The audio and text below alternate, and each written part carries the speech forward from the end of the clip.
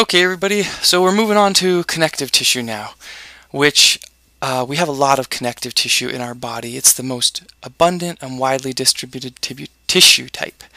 We have four major classes: connective tissue proper, and that's further broken down into loose connective tissue and dense connective tissue. And then we have cartilage, bone, and blood. Blood's kind of funny. You wouldn't think of it as a connecting tissue or a connective tissue, but it is.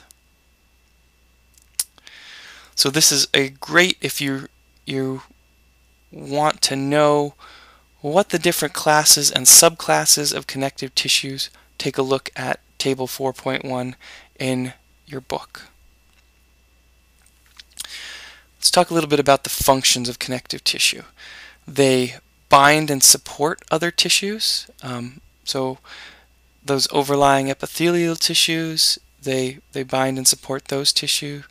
They function as protective tissues and insulation. So one of the functions of adipose tissue is insulation, and also transportation of stuff around your body. And that's mainly a function of blood.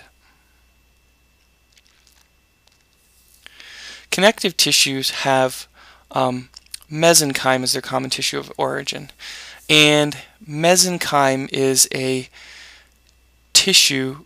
It's a tissue early on in embryonic development. We're not going to get too much into this for this class, but it's a tissue early on in embryonic development, and just know that all connective tissues arise from this one progenitor tissue. So connective tissue have varying degrees of vascularity.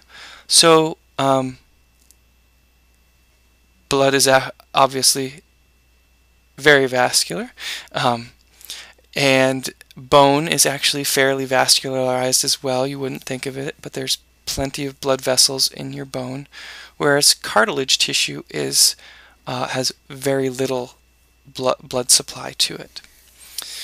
And another defining characteristic of connective tissue is that the cells within them, so they're not real tightly joined like epithelial tissues. The cells are actually separated by an extracellular matrix that's non-living, and this is made up of fibers, usually protein fibers, and some kind of ground substance.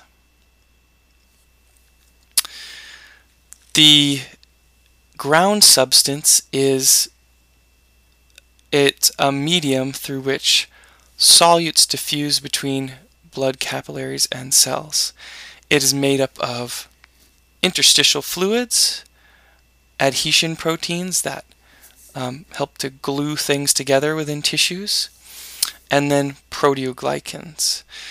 These are sugars and proteins and polysaccharides. So proteins and complex sugars, sugar molecules, and they trap water in varying amounts, affecting the viscosity of that ground substance in different tissues.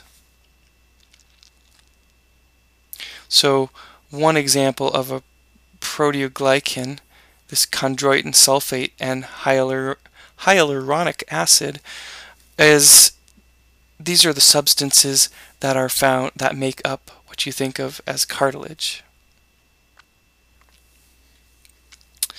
Then if we look at the fibers, there's three major types of fibers: collagen, elastic fibers, and reticular fibers. Collagen are the strongest and most abundant type. They're actually the most abundant protein within your body, and they provide high tensile strength, meaning that they can be pulled on without breaking.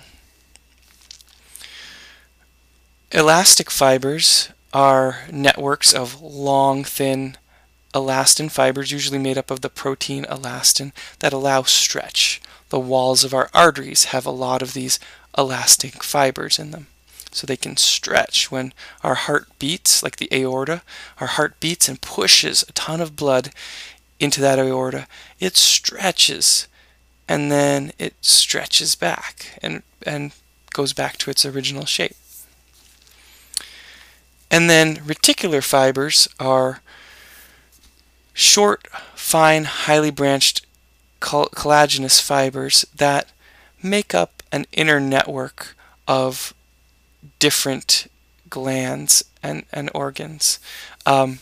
Your lymph nodes have a lot of reticular tissue in them, and they're where they provide structure but also space for things like immune cells to hang out in and monitor your blood and your lymph. So when we talk about connective tissue, there's that extracellular matrix, but there are also live cells there. And the cells that are mitotically active and secreting stuff are called blasts. So bone cells that are dividing are called osteoblasts. Mature cells are called cytes. So some examples. We have fibroblasts in connective tissue proper. These are the cells that are mitotically active and secreting stuff. And we have chondroblasts, chondrocytes in cartilage, osteoblasts, osteocytes in bone. We'll get more into what those different kinds of cells do when we talk about those systems, when we talk about bone structure and bone histology. Then we have hemopoietic stem cells in bone marrow. Those are the cells that divide to become all your blood cells, white blood cells and red blood cells. And some other cells that make up connective tissue are fat cells, white blood cells, mast cells, and macrophages. So here's an example. This of something that looks kind of like alveolar connective tissue to me. It's a loose reticular connective tissue. You've got some collagen fibers here. You've got a thinner reticular fiber. You've got a few elastic fibers. But there's space between for fibroblasts and other cells to populate this tissue.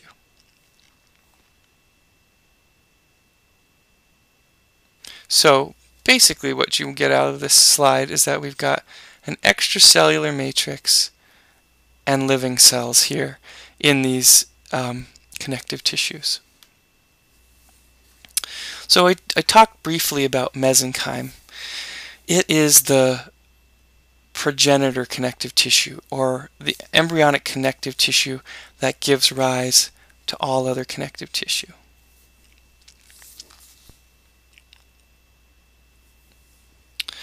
So we'll go through the connective tissues. These slides give you a good description. They give you function, and they tell you where these different kinds of connective tissues are found. So we have different kinds of connective tissue proper. Loose connective tissue, dense connective tissue.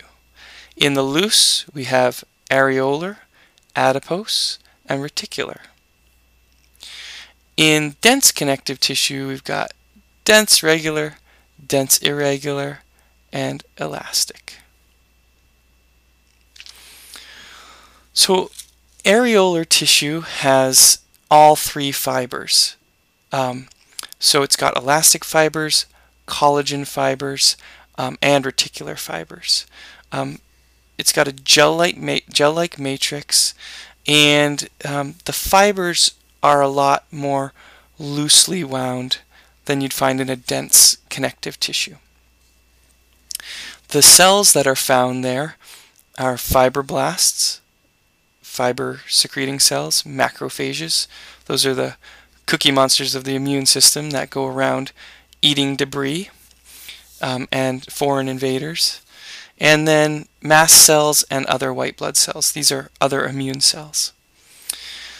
Areolar tissue wraps and cushions organs, and those macrophages eat foreign invaders, and they act as storage areas for tissue fluid, and they play an important role in the inflammatory process. So you often find these connective tissues under the epithelial tissues. So it forms that lamina propria, and it surrounds capillaries as well. Adipose is another loose connective tissue. It has a matrix composed of the different fibers, but it's very sparse. So here's the matrix here between these cells, but it's pretty sparse. And we've got these specialized cells in it called adipocytes, fat cells, that the nucleus is pushed way off to the side by a large fat droplet. And so adipose tissue act as food storage. They insulate against heat loss, and they also support and protect organs. They find a nice fat pad can cushion tissues, like around the kidneys. There's a nice fat pad that cushions that organ and protects it. So it's found under the skin, in the hypodermis, around the kidneys, in breast tissue, and obviously within the abdomen, because you can see that on lots of people. We can have an incredible ability to build up adipose tissue in our abdomen. Reticular tissue, reticular connective tissue, is a network of mainly just reticular fibers in a loose ground substance. And then we've got reticular cells, so that lie on that network. And the reticular fibers form this soft internal skeleton and supports a lot of other cell types, mainly including a lot of the white blood cells. So it makes up a lot of lymphoid organs, lymph nodes, bone marrow, and spleen, and it provides this space for white blood cells to hang out in.